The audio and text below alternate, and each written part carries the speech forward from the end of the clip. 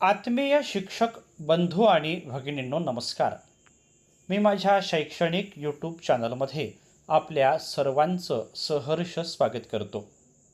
आज आपण शिक्षक आणि शिक्षकेतर कर्मचाऱ्यांच्या संदर्भात एक अत्यंत महत्त्वाचं असं पत्र जाणून घेणार आहोत. प्रस्तुत पत्र माध्यमिक व उच्च माध्यमिक शिक्षण संचालनालयाचं आहे, जे शिक्षकांच्या दृष्टीने आणि कर्मचाऱ्यांच्या दृष्टीने महत्त्वाचं आहे. अशाच प्रकारचे विविध शैक्षणिक पत्र, शासनाचे निर्णय जाणून घेण्यासाठी माझ्या या चॅनलला जर आपण सबस्क्राईब्स केलं नसेल तर जरूर सबस्क्राईब्स करा, अशी नम्र विनंती मी आपल्याला या व्हिडिओच्या निमित्ताने करतो आहे. प्रस्तुत पत्र विभागीय शिक्षण उपसंचालक, शिक्षणाधिकारी प्राथमिक आणि माध्यमिक, शिक्षण निरीक्षक उत्तर दक्षिण पश्चिम क्षेत्र आणि शिक्षणाधिकारी, शिक्षण प्रमुख, प्रशासन अधिकारी, महानगरपालिका, नगरपालिका, नगर परिषद यांना पाठविण्यात आलेला आहे.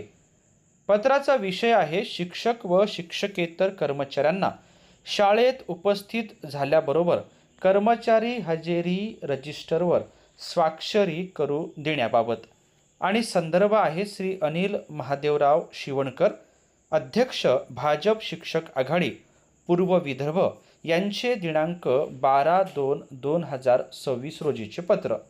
आता आपण जाणून घेऊया या पत्रामध्ये काय म्हटलं ते. उपरोक्त संदर्भीय पत्रान्वये शिक्षक व शिक्षकेतर कर्मचारी शाळेत गेल्यानंतर शालेय कामकाज सुरू होण्या अगोदरच सुरुवातीला शिक्षक व शिक्षकेतर कर्मचाऱ्यांची हजेरीवर स्वाक्षरी होणे अनिवार्य आहे. परंतु बऱ्याच शाळेत मुख्याध्यापक आपली मनमर्जी करून त्या संबंधित शिक्षकांना शिक्षक हजेरीवर स्वाक्षरी करू न देता शालेय कामकाज पूर्ण झाल्यावर स्वाक्षरी करायला स्वाक्षरी हजेरी देतात. ही बाब अतिशय गंभीर व नियमबाह्य असल्याचे कळविले आहे. त्या अनुषंगाने आपणास कळविण्यात येते की शिक्षक व शिक्षकेतर कर्मचारी विहित वेळेत शाळेत हजर झाल्यानंतर लगेचच त्याची हजेरी पत्रकावर स्वाक्षरी घेण्यात यावी. तसेच स्वाक्षरीच्या वेळी हजेरी पत्रक उपलब्ध करून देण्याची व्यवस्था करण्याबाबत आपल्या अधीनस्थ सर्व शाळा, उच्च माध्यमिक शाळांना कळविण्यात यावे, असे माननीय शिक्षण संचालक माध्यमिक व उच्च माध्यमिक यांनी या पत्राच्या माध्यमातून कळविलेलं आहे. प्रस्तुत पत्र माहितीस्तव सविनय सादर करण्यात आलेलं आहे माननीय आयुक्त शिक्षण आयुक्तालय महाराष्ट्र राज्य पुणे यांना.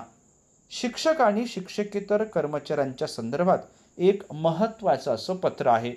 प्रस्तुत पत्र आपण या ठिकाणी जाणून घेतल्याबद्दल आपल्या सर्वांचेच मनापासून धन्यवाद.